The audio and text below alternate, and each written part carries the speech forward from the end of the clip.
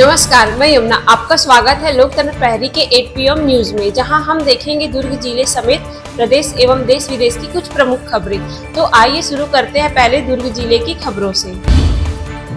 Cell स्थापना दिवस के पावन अवसर पर भिलाई में आयोजित दौड़ प्रतियोगिता में छात्रों ने उत्साह और खेल भावना का शानदार प्रदर्शन किया। प्रतियोगिता में आलोक कुमार सागर कक्षा 11वीं ने प्रथम, प्रांजल यादव कक्षा 12वीं ने द्वितीय और अनुराग एक का कक्षा 11वीं ने तृतीय स्थान प्राप्त किया। कार्यक्रम में बीएसपी के director incharge Chittaranjan Mahapatra, ED Pawan Kumar, CGM NK Thakur, ED वर्ष राकेश कुमार सहित भिलाई इस्पात संयंत्र के वरिष्ठ अधिकारी उपस्थित रहे। मुख्य अतिथियों द्वारा विजेताओं को पुरस्कार प्रदान किए गए। नगर निगम भिलाई में कार्यरत नियमित अधिकारी एवं कर्मचारियों के लिए शासन द्वारा आधार वेब उपस्थिति प्रणाली लागू कर दी गई है। अब सभी कर्मचारी अपने एंड्रॉयड मोबाइल फोन के माध्यम से उपस्थिति दर्ज करेंगे। ईडी के साथ कर्मयोगी पंजीयन को अनिवार्य किया गया है, जिसकी अंतिम तिथि 31 जनवरी 2026 तक तय की गई है। पंजीयन के बाद कर्मचारियों को 3 कोर्स पूर्ण करने होंगे, जिसके आधार पर अप्रैल से उनका CR भेजा जाएगा। इस विषय पर नगर निगम भिलाई में विशेष प्रशिक्षण का आयोजन किया गया, जिसमें आयुक्त एवं अपर आयुक्त की उपस्थिति में तकनीकी जानकारी दी गई। भिलाई नगर निगम द्वारा स्वच्छता जागरूकता को लेकर SLRM सेंटर में कॉलेज विद्यार्थियों के लिए 1 दिवसीय स्वच्छता प्रशिक्षण कार्यक्रम आयोजित किया गया। इस कार्यक्रम में विद्यार्थियों को सोर्स सेग्रीगेशन, कचरा प्रबंधन, होम कंपोस्टिंग और सिंगल यूज प्लास्टिक से होने वाले नुकसान के बारे में जानकारी दी गई। साथ ही गीले कचरे से खाद बनने की पूरी प्रक्रिया मशीन के माध्यम से दिखाकर समझाई गई, जिसका उपयोग बागवानी में किया जाता है। नगर निगम की यह पहल स्वच्छता के प्रति युवाओं को जागरूकता करने और स्वच्छ भारत अभियान को मजबूत करने की दिशा में एक अहम कदम है। भिलाई नगर निगम आयुक्त राजीव कुमार पांडे ने जोन 5 अंतर्गत सार्वजनिक स्थलों का औचक निरीक्षण किया। इस निरीक्षण के दौरान आयुक्त ने सेक्टर 8 स्थित डोम सेट, वाटर ATM, मन्नान उद्यान और सड़क नंबर 6 स्थित बैडमिंटन कोर्ट का जायजा लिया। खिलाड़ियों की सुविधाओं को ध्यान में रखते हुए नए ग्रीन नेट लगवाने के निर्देश भी दिए गए। निरीक्षण में कई स्थानों पर सुधार की आवश्यकता पाई गई, जिस पर आयुक्त ने संबंधित अधिकारियों को समय सीमा में कार्य पूर्ण करने के सख्त निर्देश दिए हैं। पुरानी भिलाई थाना क्षेत्र के हथखोज इंडस्ट्रियल एरिया के सिस्कोल कंपनी में बड़ा हादसा हो गया। जामुल निवासी लेखू कौशल की कंपनी में काम करने के दौरान हादसे में मौत हो गई। बताया जा रहा है कि क्रेन के जरिए भारी सामान रखा जा रहा था, तभी संतुलन बिगड़ने से युवक नीचे गिर पड़ा और वही सामान उसके ऊपर गिर गया। हादसे के बाद युवक को तत्काल अस्पताल ले जाया गया, जहां डॉक्टरों ने उसे मृत घोषित कर दिया। घटना की जानकारी मिलते ही पुलिस मौके पर पहुंची और पूरे मामले की जाँच शुरू कर दी। इस हादसे के बाद इलाके में शोक का माहौल है और परिजन सदमे में है।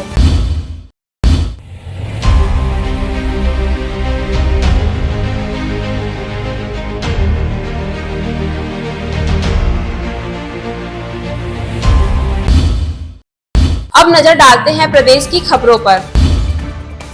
बस्तर की आराध्य देवी मां दंतेश्वरी मंदिर में बीती रात चोरी की बड़ी घटना सामने आई है। नकाबपोश चोर ने मंदिर के पिछले दरवाजे से प्रवेश कर मां काली के विग्रह से स्वर्ण हार और मां दंतेश्वरी के विग्रह से चांदी के हार में जड़ा स्वर्ण लॉकेट और 3 पीतल की मूर्तियां चोरी कर ली।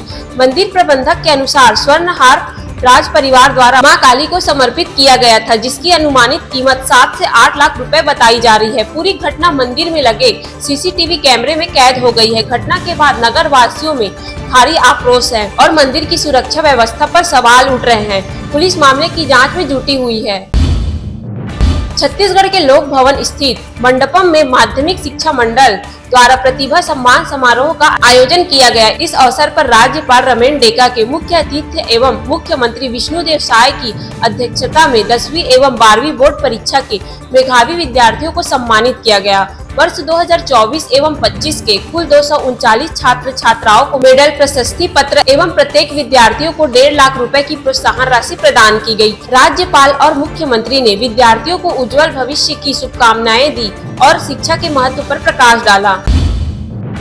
रायपुर शहर के विद्यार्थियों और प्रतियोगी परीक्षाओं की तैयारी कर रहे युवाओं के लिए एक बड़ी सौगात। बसंत पंचमी के शुभ अवसर पर छत्तीसगढ़ के उप मुख्यमंत्री एवं नगरीय प्रशासन मंत्री अरुण साव ने नालंदा परिसर फेज 2 का भूमि पूजन किया। 21 करोड़ 7 लाख रुपए की लागत से बनने वाला यह 1017 सीटर आधुनिक नालंदा परिसर ऑनलाइन ऑफलाइन लाइब्रेरी, 24 घंटे को वर्किंग स्पेस, व्याख्यान कक्ष, कैफेटेरिया, जिम और स्पोर्ट जोन जैसी सुविधाओं से लैस होगा। यह परिसर रायपुर को शिक्षा के क्षेत्र में एक नई पहचान दिलाएगा और युवाओं को प्रतियोगी परीक्षाओं में सफलता की दिशा में आगे बढ़ाएगा। रायपुर साहित्य महोत्सव के दूसरे दिन साहित्य और संस्कृति का भव्य संगम देखने को मिला। नवा रायपुर के पुरखौती मुक्तांगन में आयोजित इस आयोजन में देश भर से आए 120 से अधिक साहित्यकार शामिल हुए। पूर्व मुख्यमंत्री अटल बिहारी वाजपेयी की स्मृति में आयोजित विशेष काव्य पाठ ने कार्यक्रम को भावनात्मक और प्रेरणादायक बना दिया। राज्यसभा के उपसभापति हरिवंश ने इसे छत्तीसगढ़ की सांस्कृतिक पहचान और रजत जयंती समारोह का प्रतीक बताया। लेखिका अंकिता जैन ने कहा कि यह आयोजन युवाओं को लेखन के क्षेत्र में आगे बढ़ाने की प्रेरणा देगा और छत्तीसगढ़ को साहित्य के राष्ट्रीय मानचित्र पर और मजबूत करेगा। छत्तीसगढ़ में डांस के नाम पर अश्लीलता थमने का नाम नहीं ले रही है। ताजा मामला कोरिया जिले के सोनहत ब्लॉक के पोड़ी इलाके का बताया जा रहा है। यहाँ कोरबा से बुलाई गई नाचा मंडली के कार्यक्रम में खुलेआम अश्लील नृत्य कराया गया। वीडियो में देखा जा सकता है कि एक व्यक्ति डांसर को और उकसाने की कोशिश कर रहा है, जबकि मंच के नीचे बैठे लोग नोट उड़ाते नजर आ रहे हैं। सबसे चौंकाने वाली बात यह है कि इसमें रोजगार सहायक जैसी जिम्मेदार पद पर बैठे व्यक्ति भी शामिल बताए जा रहे हैं। इससे पहले गरियाबंद के देवभोग और सूरजपुर से भी इसी तरह के वीडियो सामने आ चुके हैं, जिसमें कार्रवाई के बाद अधिकारी सस्पेंड किए गए थे। अब तीसरे मामले ने प्रशासन की निगरानी पर गंभीर सवाल खड़े कर दिए हैं।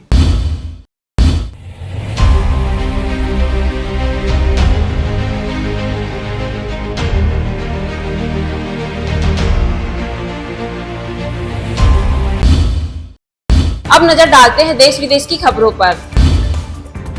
बांग्लादेश से भारत में अवैध तस्करी का एक बड़ा मामला सामने आया है। फ्रेजरगंज स्थित इंडियन कोस्ट गार्ड यूनिट ने कार्रवाई करते हुए सुपारी की तस्करी कर रही एक भारतीय मछली पकड़ने वाली नाव को जब्त किया। नाव के भीतर बनाई गई सुरंग नुमा जहां से सुपारी भरे 52 बैग बरामद किए गए। हर बैग का वजन करीब 50 किलो था।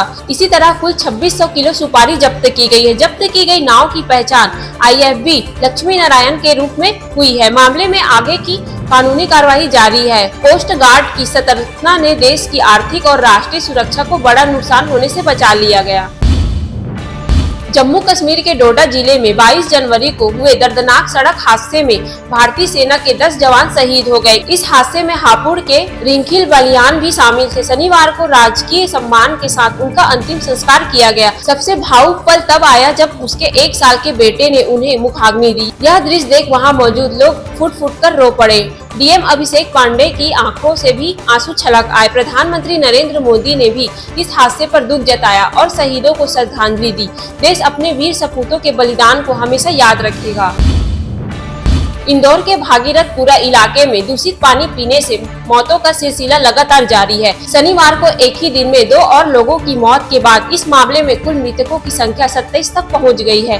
पीड़ित परिवार प्रशासन पर लापरवाही के आरोप लगा रहे हैं और सड़कों पर उतरकर विरोध प्रदर्शन की तैयारी कर रहे हैं। स्वास्थ्य विभाग के मुताबिक फिलहाल 10 मरीज अस्पताल में भर्ती हैं, जिसमें से एक की हालत बेहद नाजुक है। प्रशासन जहां पाइपलाइन सुधारने और टैंकरों से पानी सप्लाई करने की बात कर रहा है, वहीं जमीनी हकीकत अब भी लोगों की जान पर भारी पड़ रही है।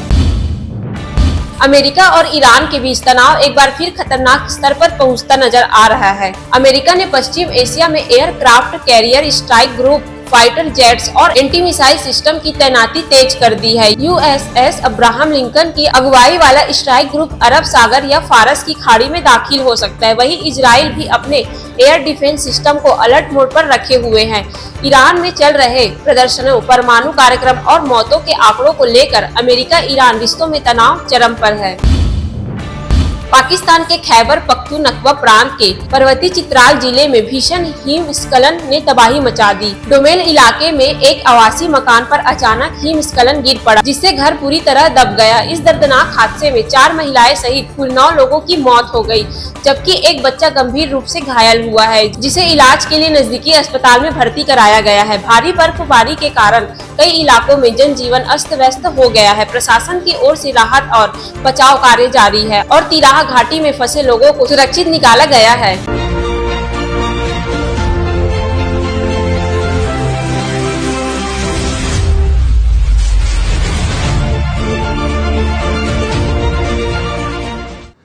This program is sponsored by SR Hospital and Research Center.